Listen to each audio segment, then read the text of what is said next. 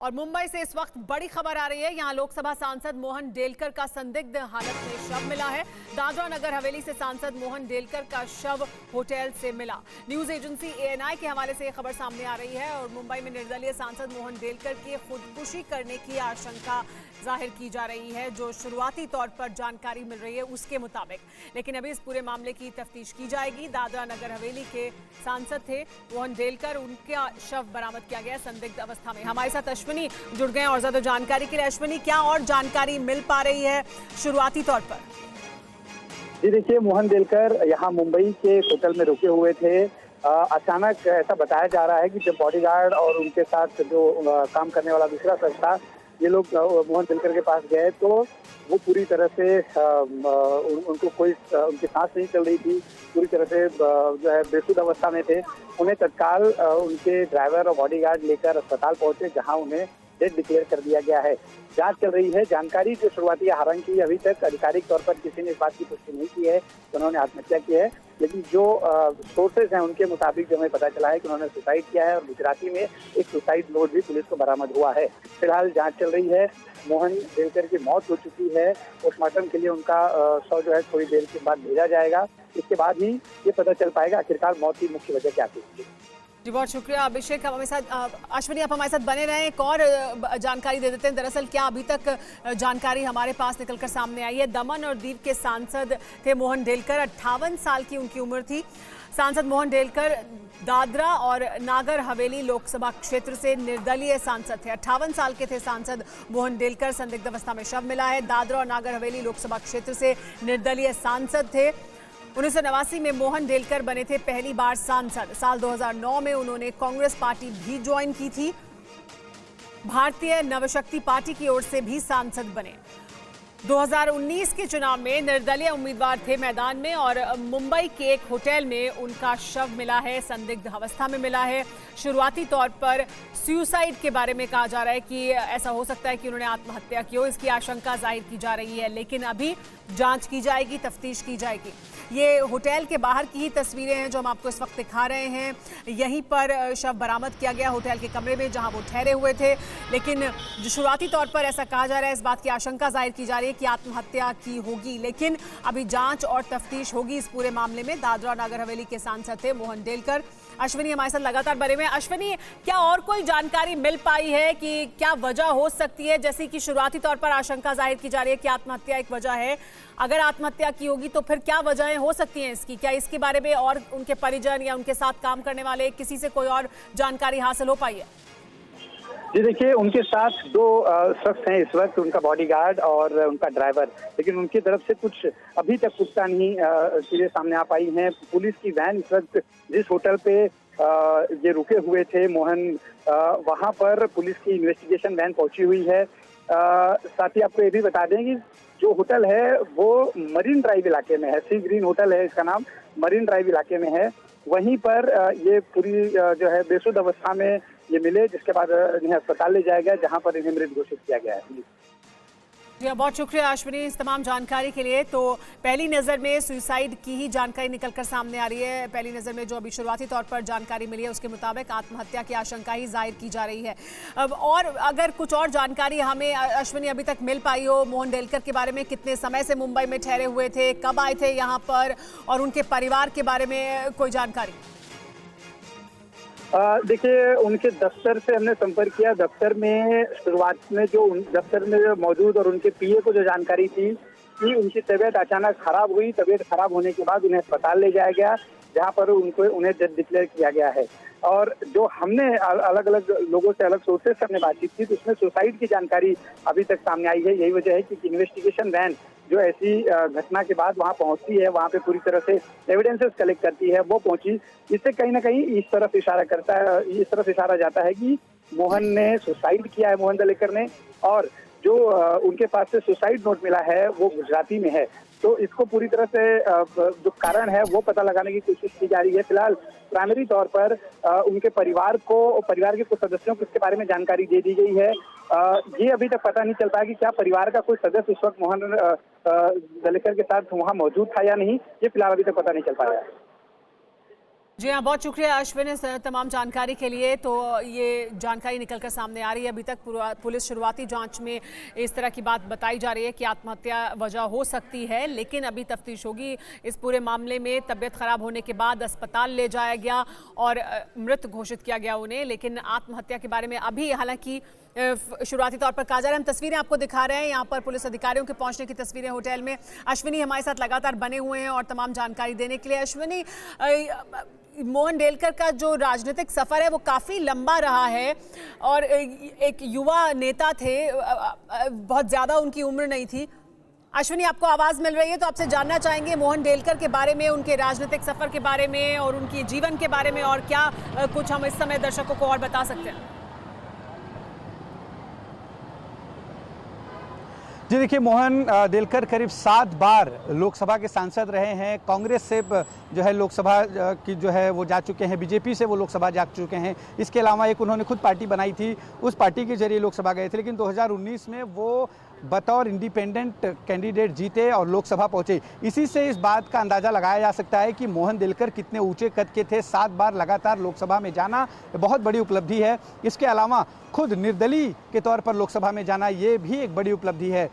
मोहन डेलकर के बारे में ऐसा कहा जाता है कि वो बहुत ही लोकप्रिय और चर्चित नेता रहे हैं, सामाजिक कार्यों से जुड़े रहे हैं, लोगों से उनका अच्छा संपर्क रहा है। यही वजह है कि लगातार जनता उन्हें अपना जन सेवक बनाकर लोकसभा में दादरा नगर हवेली की आवाज उठाने के लिए वहां भेजती थी। अश्विनी, ये भी जानना चाहेंगे कि शुरुआती तौर पर ही, हालांकि ये कहा जा रहा है अभी तफ्तीश होनी बाकी है पूरे मामले की, लेकिन शुरुआती तौर पर आशंका जाहिर की जा रही है कि आत्महत्या की होगी।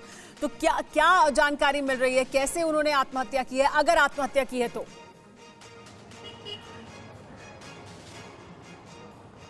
जी देखिए, अभी कुछ कह पाना बहुत मुश्किल है, क्योंकि जांच अधिकारी जो टीम है वो इस वक्त होटल पर पहुंचे हुए हैं। जिस होटल पर उनका शव मिला है वहां पर तमाम जो है पहलुओं पर गहन जांच की जा रही है। जो शख्स उस वक्त मोहन डेलकर के साथ मौजूद थे उनसे भी पूछताछ हो रही है। ड्राइवर और बॉडीगार्ड जानकारी के मुताबिक उस वक्त मौके पर थे, उनसे भी तमाम जो है जानकारी ली जा रही है। कैसे ये हुआ, ये हादसा हुआ, ये तमाम जो पहलू हैं ये जाँच का विषय है। शुरुआती जो जानकारी हमारे पास वो ये कि मोहन डेलकर ने सुसाइड किया है, एक गुजराती में नोट मिला है। ये जो तमाम जो चीज़ें हैं वो सूत्रों के आधार पर हैं। अभी तक पुलिस की तरफ से आधिकारिक इस पर कुछ नहीं कहा गया है। मोहन डेलकर के दफ्तर से भी हमने संपर्क किया, उनके पीए से हमारी बातचीत हुई। पीए के मुताबिक उन्हें इस बात की जानकारी नहीं है कि उन्होंने सुसाइड की। हाँ, ये ज़रूर है कि उनकी तबीयत नासाज हुई थी, जिसके बाद उन्हें लीलावती अस्पताल लेकर जाया गया और अब फिलहाल उनकी मृत्यु हुई है। ये पुष्टि उनके जो है दफ्तर की तरफ से की गई है। इस बात की दफ्तर के एक और शख्स से मेरी बात हुई, उनका कहना था कि मोहन डेलकर जो है वो सुसाइड नहीं कर सकते, बहुत जिंदा दिल और बहुत ही मजबूत इंसान थे, लोगों के बीच जाने वाले इंसान थे। ऐसे में वो सुसाइड करें ये बिल्कुल नहीं हो सकता। ये शब्द थे जिस व्यक्ति से मेरी उनके दफ्तर में बातचीत हुई। तो ये अभी तक पुलिस की तरफ से इस पर कोई आधिकारिक बयान पुलिस ने नहीं दिया है, लेकिन जो शुरुआती जांच और जो शुरुआती जानकारियां सामने आई हैं उसके मुताबिक मोहन डेलकर ने सुसाइड किया है। गुजराती में नोट लिखा हुआ है। थोड़ी देर बाद हमें उम्मीद है कि पुलिस की तरफ से आधिकारिक पुष्टि इसकी की जाएगी। जी हाँ अश्विनी, और उनके परिवार के बारे में, उनके परिवार में कितने सदस्य हैं और क्या उन तक ये जानकारी अभी पहुंच चुकी है, उनको बताया गया होगा, जाहिर सी बात है। उसके बारे में कुछ और अगर जानकारी हमारे पास हो उस समय तो?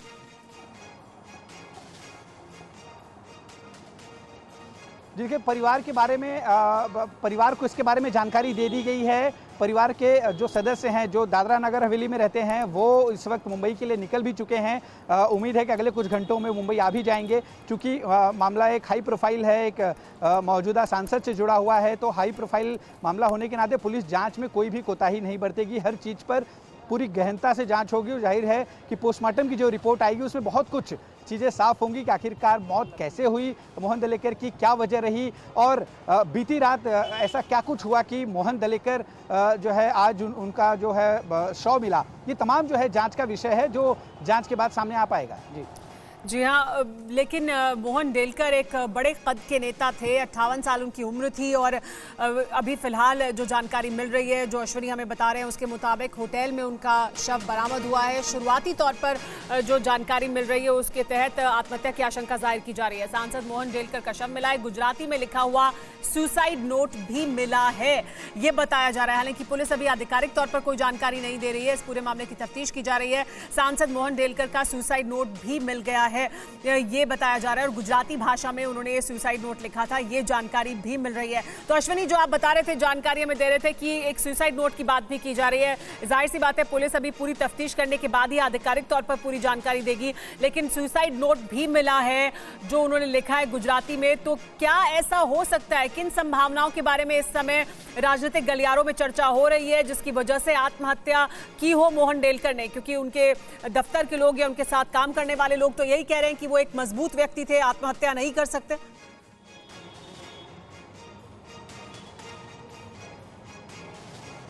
जी बिल्कुल, ये बहुत जो है चिंताजनक है कि आखिरकार ऐसे व्यक्ति कैसे सुसाइड जैसी घटना को अंजाम दे सकते हैं, जो 7 बार 1989 से लेकर अब तक 7 बार लोकसभा में दादरा नगर हवेली का उन्होंने प्रतिनिधित्व किया है। बहुत ही मजबूत इंसान, जिंदा दिल इंसान, उनके दफ्तर के लोगों से जो हमें बताया गया कि बहुत ही मजबूत और जिंदा दिल इंसान थे। ऐसे में वो इस तरह का कोई भी कदम उठा नहीं सकते। यही वजह है कि पुलिस हर चीज़ को बड़ी ही बारीकी से जांच कर रही है, ताकि इस बात का कहीं भी ये संदेह ना रह जाए कि उन्होंने ये सुसाइड किया था या फिर उनकी मौत की कोई और कारण थी। ये तमाम जो है चीज़ें पूरी तरह से पता लगाई जा रही हैं, ताकि कोई भी जो है उसमें लूप होल्स ना रहें। उनके बेटे, उनकी एक बेटी है और उनका एक बेटा है, उन्हें इत्तला कर दिया गया है उनकी मौत के बारे में। परिवार के तमाम सदस्यों को उसकी जानकारी दे दी गई है, क्योंकि जो उनका बॉडीगार्ड और जो ड्राइवर था उनके जरिए ही तमाम लोगों को बताया गया। पुलिस से भी जानकारी जो है उनको दे दी गई है, और जो तमाम जो प्रोसीजर्स हैं उसको फिलहाल पुलिस फॉलो कर रही है। कि इन्वेस्टिगेशन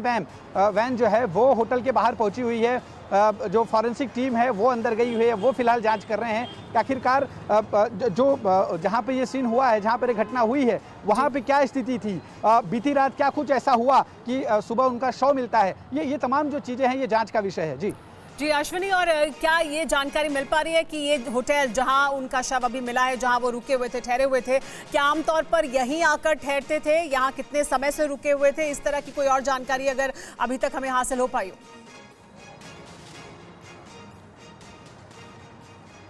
जी देखिए, इस तरह की जानकारी है कि वो मुंबई जब भी आते थे तो अलग अलग होटलों में भी रुकते थे। मरीन ड्राइव जो ये होटल है, ये मरीन ड्राइव इलाके में है, और दादरा नगर हवेली बहुत ज़्यादा दूर नहीं है मुंबई से। तो अक्सर जो दादरा नगर हवेली से जो लोग हैं, सिलवासा आसपास के लोग, वो मुंबई में अलग अलग ओकेशंस पे आते रहते हैं। ऐसे में ये यहाँ पर कब से आके रुके थे, ये भी एक जाँच का विषय है। इसके बारे में भी पुलिस पता लगा रही है कि आखिर बार कब इस होटल में रुके थे, इसके अलावा यहाँ पर कब से रुके हुए हैं, किस तरह के सर्कमस्टेंसेस कल रात को बने कि सुबह उनका शव मिलता है। ये तमाम जो चीज़ें हैं ये एक एक कड़ी जांच से जुड़ेंगी, और तभी इस मौत के पीछे का जो रहस्य है वो सामने आ पाएगा। गुजराती में सुसाइड नोट की बातें सामने आ रही हैं, उसमें भी पुलिस पता लगा रही कि आखिरकार सुसाइड नोट में जो उन्होंने कारण दिए हैं उस पर भी तफ्तीश की जानी होगी। और ये तमाम जो चीज़ें हैं वो जानकारी मिलने के आधार पर जैसे जैसे जानकारियाँ मिलती रहेंगी, पुलिस उस पर आगे की एक्शन अपना तय करेगी। जी, फिक्र आपकी, सोमवार से शुक्रवार रात 9 बजे सिर्फ